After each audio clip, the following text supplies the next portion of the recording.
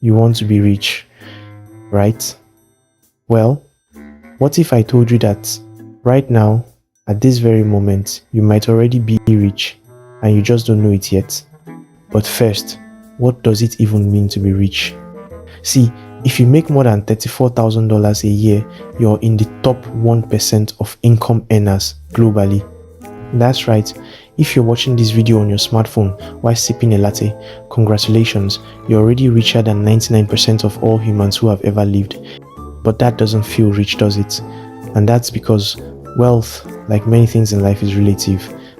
In 1930, economist John Maynard Keynes predicted that by 2030, that's just a few years from now, we'd only need to work 15 hours a week because technology would make us so productive. He was right about the productivity part. The average American worker today produces as much in 11 hours as a worker in 1950 produced in 40 hours. So why are we still working 40+ hour weeks? Well, that brings us to something called the hedonic treadmill. Imagine you're running on a treadmill, but the treadmill keeps speeding up. No matter how fast you run, you stay in the same place. That's what happens with wealth and happiness.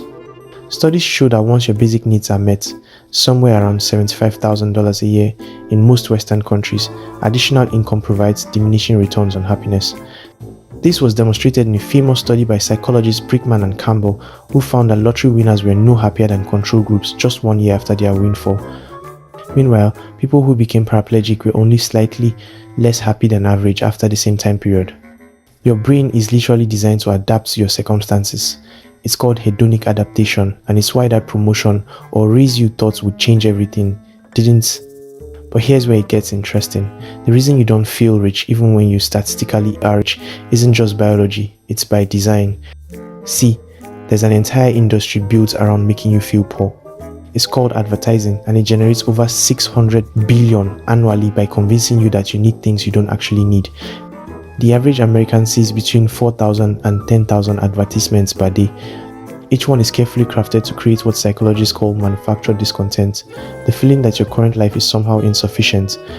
Social media amplifies this effect exponentially. When you scroll through Instagram, you're not seeing reality, you're seeing a highlight reel. Studies show that people who use social media more frequently report lower life satisfaction and higher materialism. It's like voluntary psychological manipulation. Now here's a fascinating thought experiment. What if, instead of trying to earn more money, you could just become richer by moving? This is called geo-arbitrage, and is exactly what digital nomads figured out. A $50,000 salary in San Francisco makes you lower middle class. That same $50,000 in Bangkok, Thailand makes you wealthy. In rural Vietnam, you'd be aristocracy. The cost of living varies so dramatically across the globe that you can literally become richer without earning a single additional dollar. A Netflix subscription costs $15 in the US, but only $3 in India for the same content. But perhaps the most profound way to become rich without effort is to understand something that most people get completely backwards: the relationship between time and money. We say time is money, but that's not quite right. Money is just a tool for buying time, and the wealthy understand this instinctively. Warren Buffett, one of the richest people in history, still lives in the same house he bought in 1958 for $31,500. He could afford any mansion on earth, but he realized something crucial. Beyond a certain point, more stuff doesn't buy you more time, it costs you time. This is why the truly wealthy often live surprisingly modest lifestyles. They've discovered what psychologists call voluntary simplicity, the idea that having fewer possessions can actually make you richer in the ways that matter. Albert Einstein allegedly called compound interest the most powerful force in the universe. Whether he actually said that or not, the principle is sound. Small amounts, growing consistently over time, become enormous. The same principle applies to contentment. Every time you resist the urge to upgrade, to buy something new, to keep up with the Joneses, you're making a compound investment in your actual wealth. Consider this. The average car payment in America is $563 per month. If you drove a reliable used car instead and invested that $563 monthly in an index fund, earning 7% annually, you'd have over $1 million after 30 years. That's the power of not spending money you don't need to spend on things you don't actually need. Here's something that will blow your mind. There's a form of wealth that you can access instantly without earning a single additional dollar, and it's more powerful than you think. It's gratitude. This isn't just feel-good philosophy, this is neuroscience. Studies using brain scans show that gratitude activates the same neural pathways as cocaine and other addictive drugs, but without the negative side effects.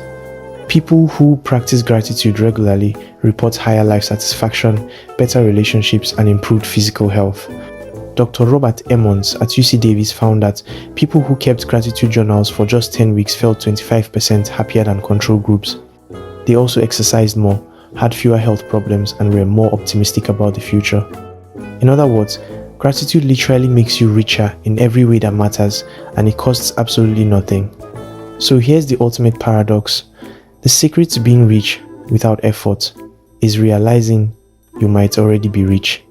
If you have enough food, shelter, clean water, and the freedom to make choices about your life, you possess wealth that kings and queens throughout history could only dream of.